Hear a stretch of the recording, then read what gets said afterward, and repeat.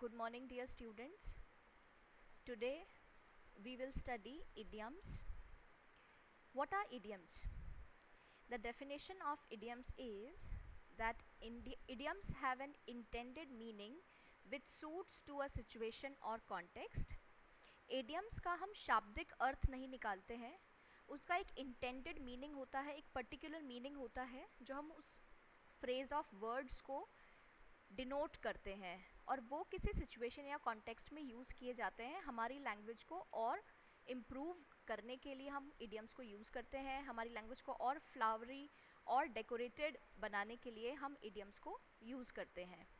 So in today's e lecture we will study idioms which are a topic of e-practical for the subject 101 English and Communication Skills. My name is Dr. Vinita Kumawat. I am lecturer in English at Government Polytechnic College, Dausa. So let's begin our today's e-lecture.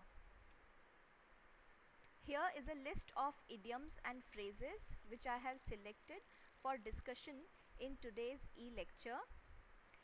Here also I have given the definition of idioms, which is the same which I told you earlier, that idioms have an intended meaning which suits to a situation or context. A selected list of idioms is given below with meaning and one example in each case. One must use idioms and phrases in his or her language while speaking as well as writing, because it indicates that you are a very learned scholar and you are doing a great job in learning a new language. So idioms are very good for improvement in your language. So let's start studying our idioms. First idiom is a bed of roses. A bed of roses को अगर हम हिंदी में meaning देखते हैं तो it means सुख शैया, और अगर मैं सिंप्लीफाई इसे करूं तो सिंप्लीफाइड टर्म्स में अ बेड ऑफ रोजेस का मीनिंग होता है that something is not as pleasant as it seems. As pleasant as it seems मतलब उतना अच्छा जितना वो दिख रहा है उतना नहीं होना, that is a bed of roses. So let's look eight an example. Politics is not a bed of roses, which means politics is not as pleasant, as simple as it seems. जितना अच्छा या जितना easy politics दिखती है वैसी politics नहीं है. So a bed of roses means as pleasant as it seems. Next, to beat about the bush. To beat about the bush का हिंदी मीनिंग होता है इधर उधर की बात करना, which means गोल मोल बात करना. To avoid talking about what is important, जो इम्पॉर्टेंट है उसके अलावा बाकी चीज़ों के बारे में बात करना, वो मीनिंग होता है to beat about the bush का. Let's look at the example. Come to the point, leave beating about the bush, which means जो इम्पॉर्टेंट है उस पर आओ, जो इधर उधर की बातें हैं उन्हें छोड़ो. Next idiom is a bosom friend. A bosom friend means a close friend, किसी का बहुत करीबी मित्र होना, बहुत क्लोज फ्रेंड्स होना. Look at the example. Bosom friends are rare nowadays. Rare मतलब बहुत कम, आजकल बहुत कम लोग ऐसे हैं जो कि क्लोज फ्रेंड्स हैं. Next, a bolt from the blue, which means अकस्मात आपदा आना, which means something which is a sudden and unexpected event. कोई ऐसी घटना घटना जो कि सडन हो, अचानक से हुई हो और अनएक्सपेक्टेड हो, जिसके बारे में किसी ने कुछ सोचा ना हो. ऐसी सिचुएशन के लिए हम बोलते हैं a bolt from the blue. Look at the example. The loss of car came as a bolt from the blue to the servant. Servant के लिए कार का खो जाना किसी अकस्मात घटना के बराबर है, किसी अनएक्सपेक्टेड सडन इवेंट के बराबर है.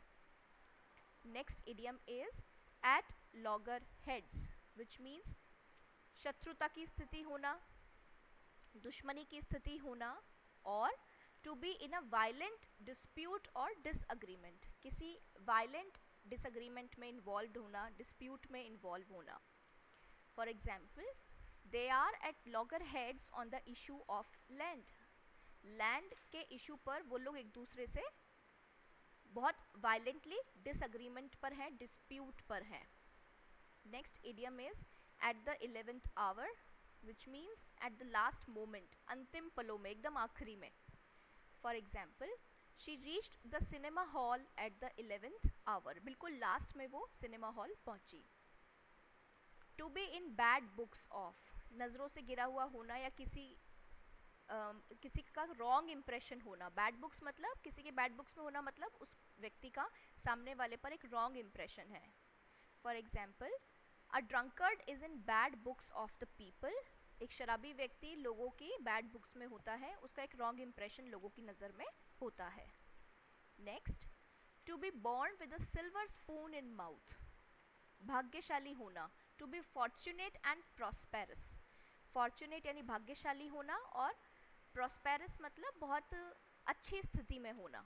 For example, some people are born with a silver spoon in their mouth, कुछ लोग ऐसे होते हैं जो बहुत भाग्यशाली होते हैं या भाग्य अपने साथ लेकर आते हैं.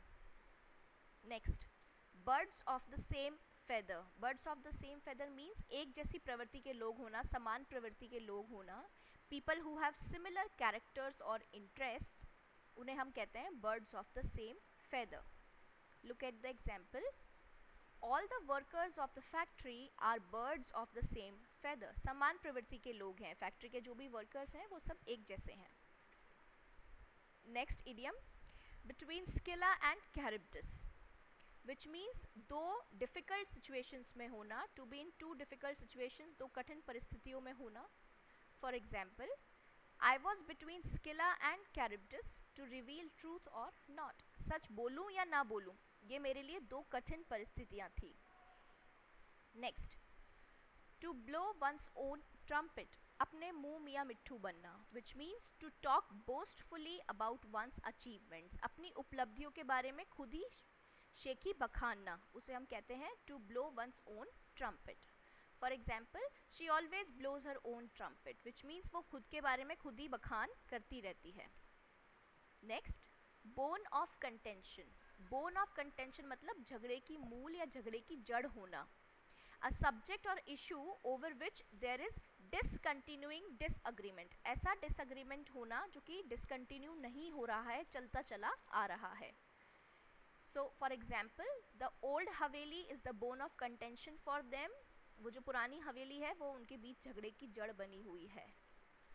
Next, black sheep, black sheep मतलब अनपेक्षित व्यक्ति, अनपेक्षित व्यक्ति मतलब एन ऑड और डिसरेप्यूटेबल मेंबर ऑफ अ ग्रुप, किसी ग्रुप में कोई व्यक्ति जो बिल्कुल ऑड हो, जो वहाँ फिट ना होता हो. और डिसरेप्यूटेबल मतलब जिसकी अच्छी छवि ना हो, बदनाम जिसकी छवि हो, उसे हम कहते हैं black sheep. For example, every family has a black sheep, किसी के बहुत क्लोज रिलेशंस में या किसी के बहुत डिस्टेंट रिलेशंस में हम किसी ना किसी ऐसे व्यक्ति को जानते हैं जो कि बिल्कुल ऑड होता है, जो कि फिट नहीं होता हो उस ग्रुप में, उस फैमिली में. नेक्स्ट, बाय हुक और बाय क्रूक, येन केन प्रकारेण, which means by any means, किसी भी तरह से. For example, he wanted to pass the examination by hook और बाय क्रूक, वो एग्जामिनेशंस को किसी भी तरीके से पास करना चाहता था. Next idiom is cock and bull story, which means मन गढ़ंत कहानी. It is a fabricated story, fabricated story मतलब अपने मन से कुछ बात गढ़ना.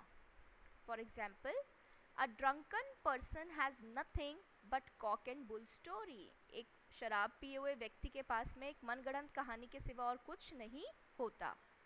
And last idiom for today's e lecture is crocodile tears.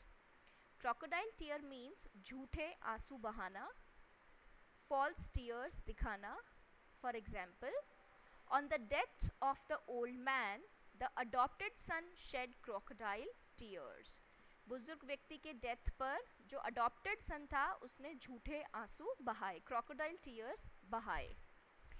So here I have discussed a selected list of idioms. We will keep studying idioms in the upcoming lectures as well. Till then, you should also try and study idioms in some of your books of English so that you can make your language more impressive and you can learn how to use these idioms in your daily life, in your speaking, in your writing, and how you can derive the meaning of these idioms in someone else's language and someone else speaking. Till then, keep studying. If you have any queries, please feel free write in the comment section. Thank you very much.